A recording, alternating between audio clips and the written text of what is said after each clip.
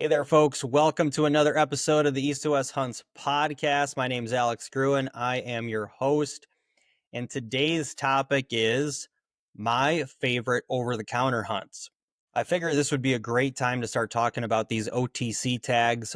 And the reason is we're in the midst of really prime tag application season. And this is partly where you're starting to navigate and figure out if you are going to be putting forth more applications, or you're waiting on a few things right now and you're not really sure what's going to happen. Or maybe your primary scenario has been that I'm likely going to be doing an over the counter hunt because I stand no chance in any of these applications. Whatever your situation is, I think that I can connect to it, right? I did a prior episode on what I'm going to be applying for this year, and I'm swinging for the fences in a lot of stuff. So whether my primary goal has been to, you know, bank on the fact that I'm probably going to be doing some kind of over the counter hunt, or that it's my backfall because I do hope that I have some of these tags hitting. And since they're all on bonus points or some kind of a lottery, my backstop now is going to be that over the counter hunt to get into the field. So if you're in any of those scenarios, that's just real. And I think it's just important to know some of the opportunities that are out there.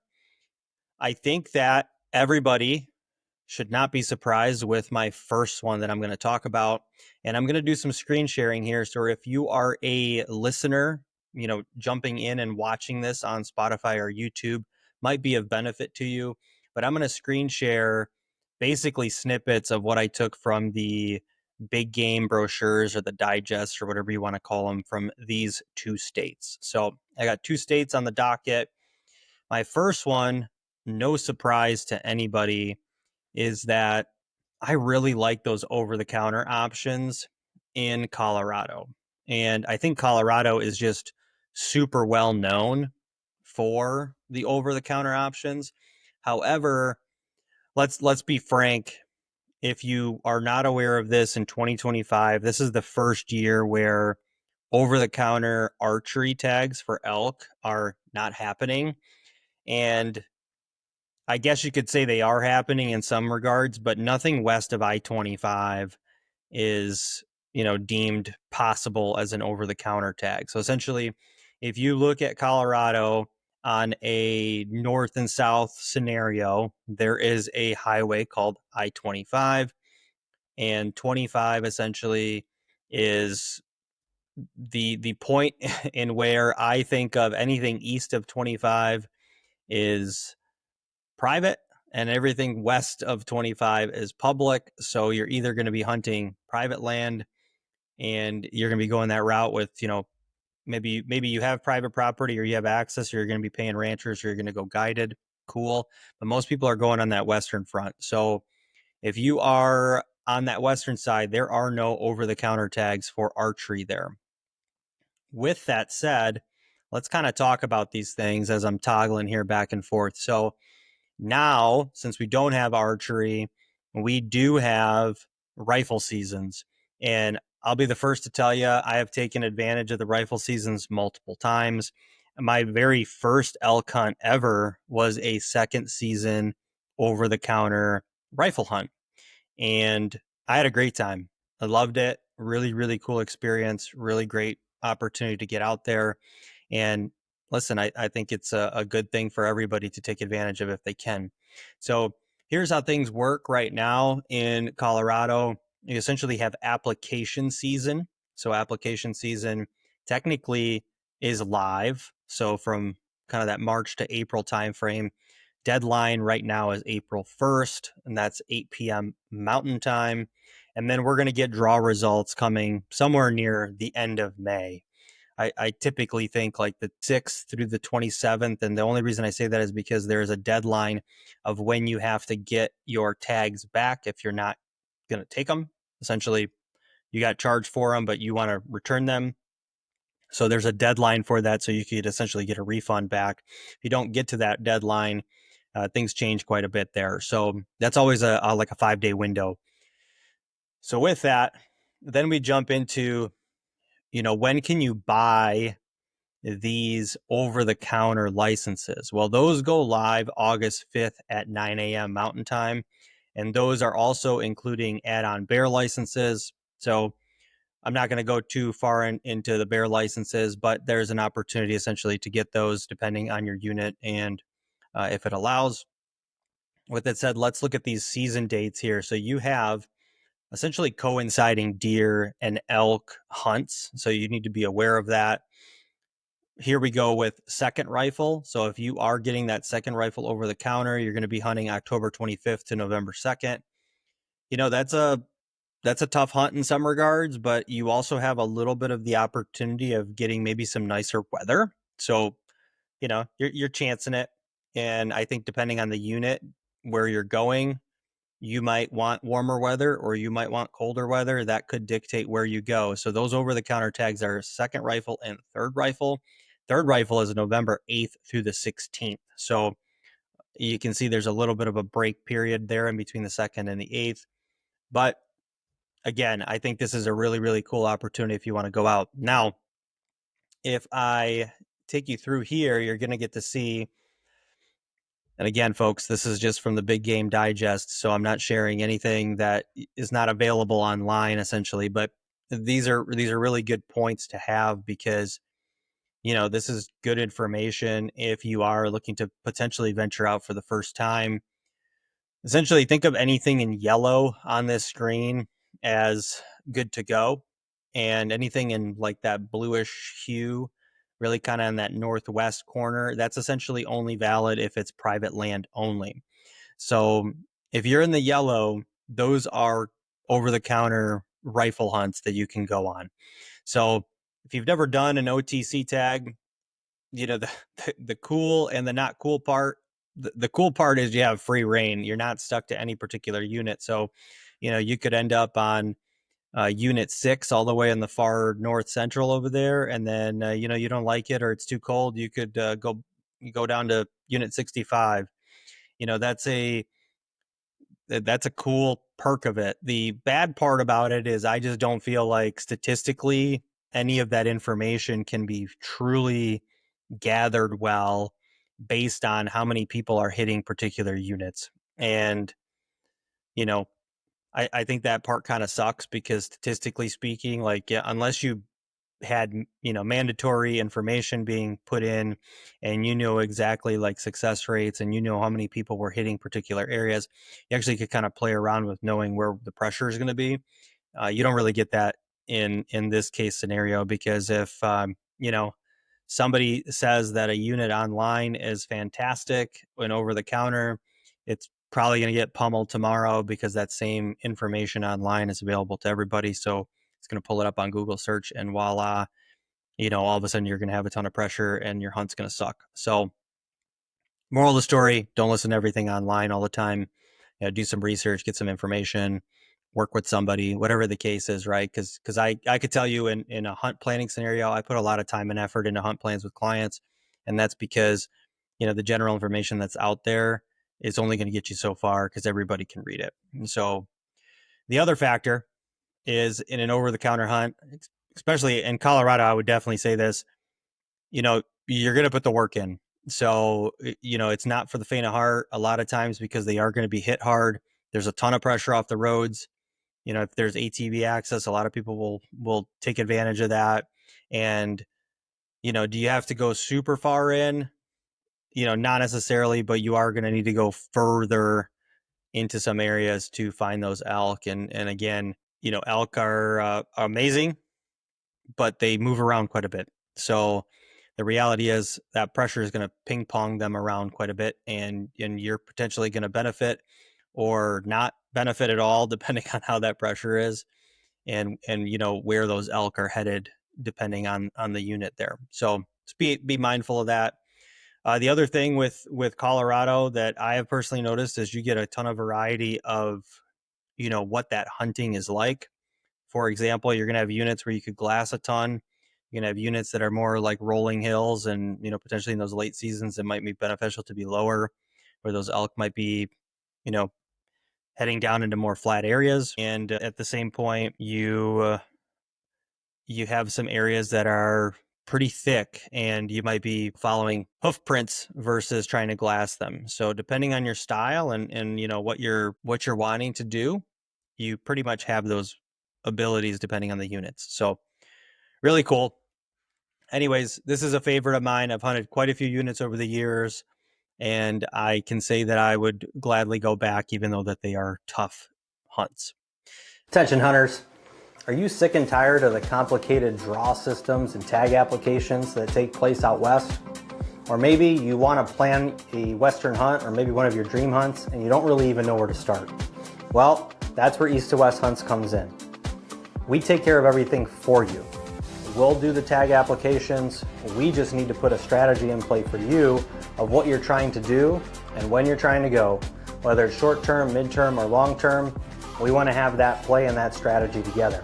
Now when you do draw a tag, we can look at do-it-yourself options such as hunt plans that detail out exactly how to hunt those areas, or we can get you booked with a guide and outfitter in that specific unit or area. So don't leave that hunt to chance. Give us a call, set up a time on the website, contact us on social media, whatever it is, and let's get planning towards that dream hunt of yours. And let's make it a reality. Check us out on www.east2westhunts.com. Again, that is www.east2westhunts.com. Also check us out on Instagram, YouTube, and podcast. Thanks so much. Talk to you soon. Now, the other option that I really, really love is the over-the-counter options in the state of Utah.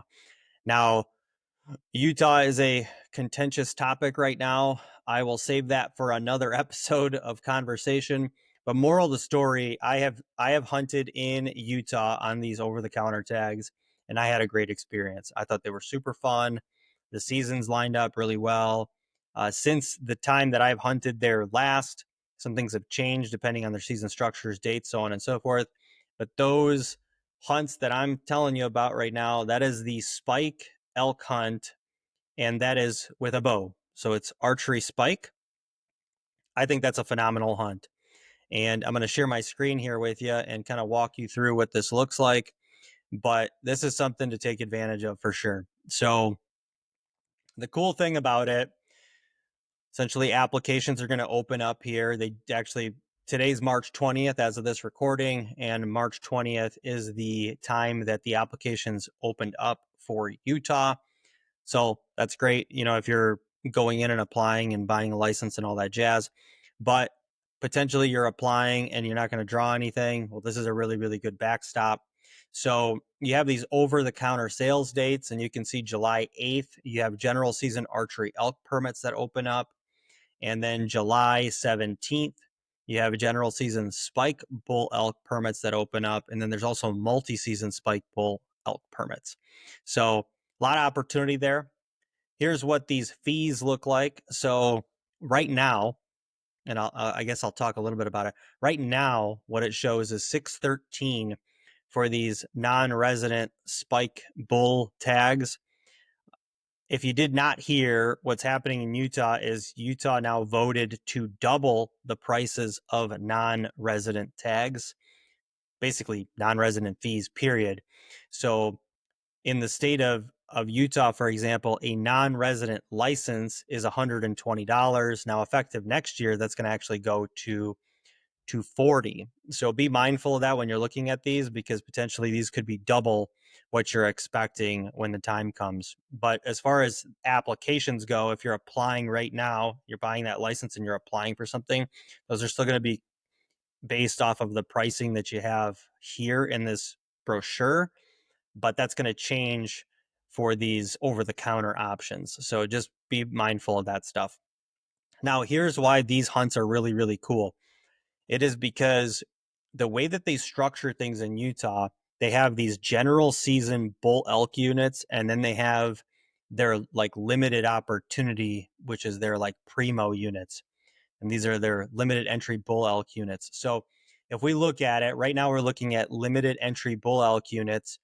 You can see all of these yellow spots, these units that they have. These are all named, so they don't use numbers like unit numbers or district numbers or anything like that. They're just basically naming these areas. If you look at this, and now I'm going to go to this next sheet. If you notice, all those yellow spots are still exactly the same. But now if you look at any bull under this general season, you're going to see these gray units. Well, the gray units are essentially if you're looking to harvest a bull, and that's going to be a little bit of a different hunt because, again, in those any bull general units, those are not managed for trophies. If you look at the yellow here, the yellow matches for spike only.